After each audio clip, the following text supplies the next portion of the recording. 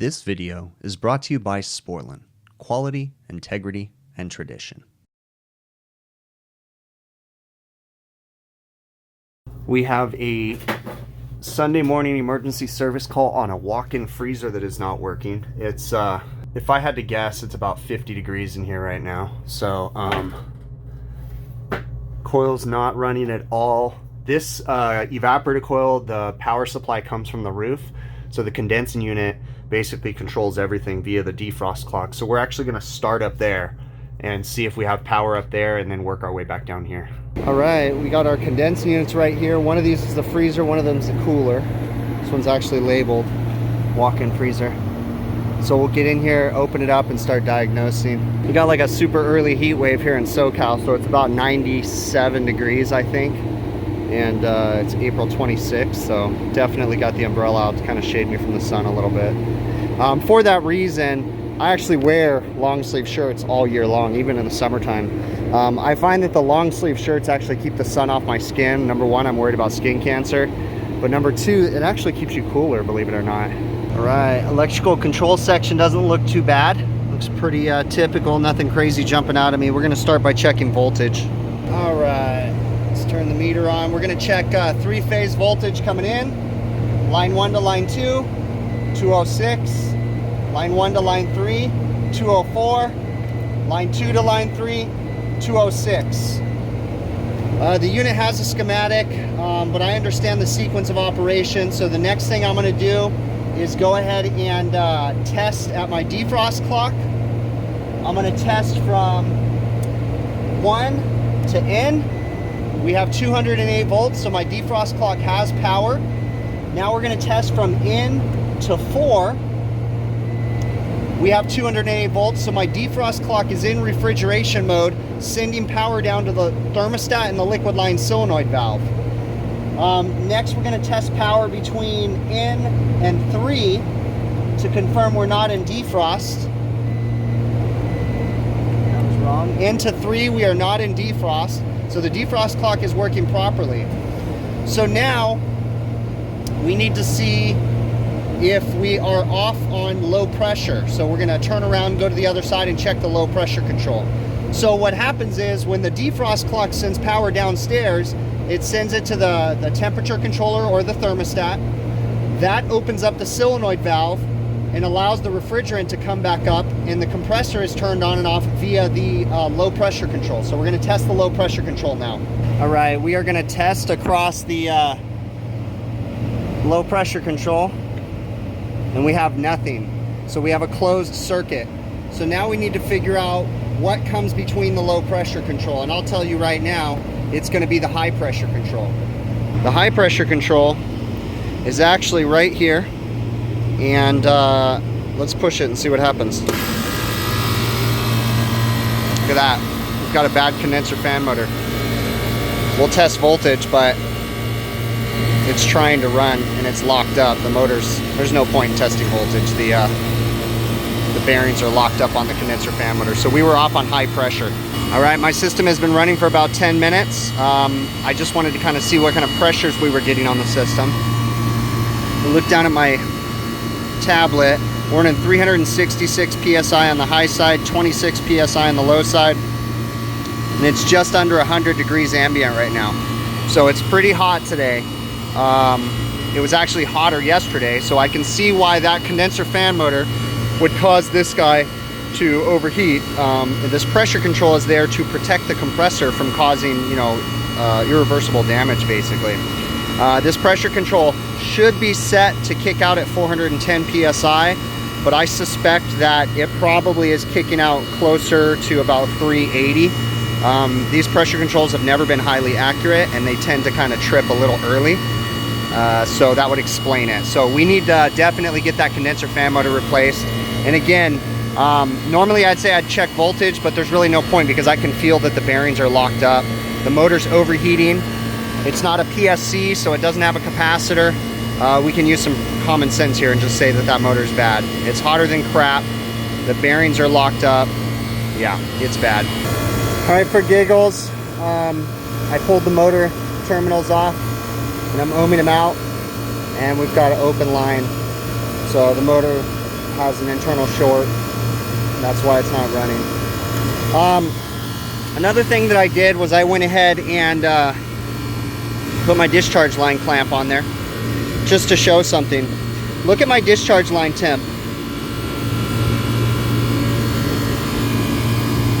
My discharge line temp is about 240 degrees, and that's about 10 inches or so away from the compressor body. Copeland basically says that that compressor at this point right now is overheating. And the longer it runs with a discharge line temp like that, the more potential internal damage is happening inside the compressor. The oil's starting to break down, you know, and it's just causing issues inside of there.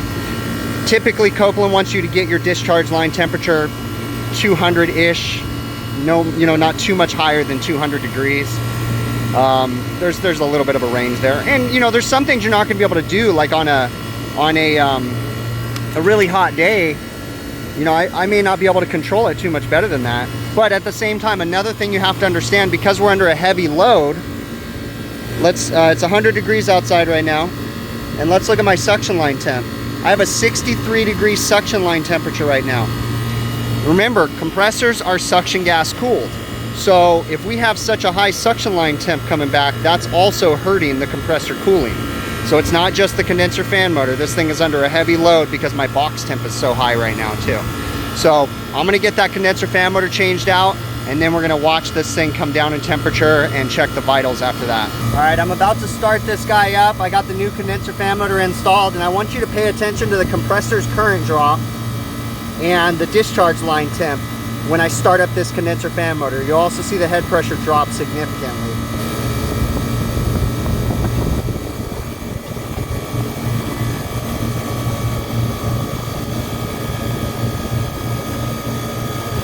Now, as we lower the condensing temp, you'll start to see the head pressure drop, the current draw drop, and the discharge line temp drop.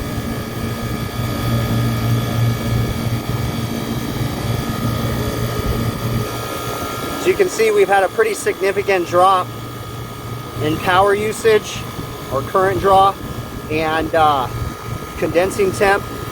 And as the suction temperature drops, as the box temp comes down, the head pressure will also drop as the load decreases.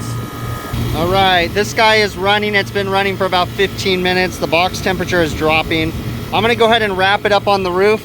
There's no way I'm gonna be able to watch this thing come down to -10. The customer's not gonna wanna pay overtime for that. So of course I'll give them the option, but I know they're just gonna tell me to bounce, and they'll call me if there's any other issues. So I'm gonna take everything off, go downstairs, check on the box temp, and then I gotta secure the electrical lines for the condenser fan motors. But I just wanted to let it run for a bit.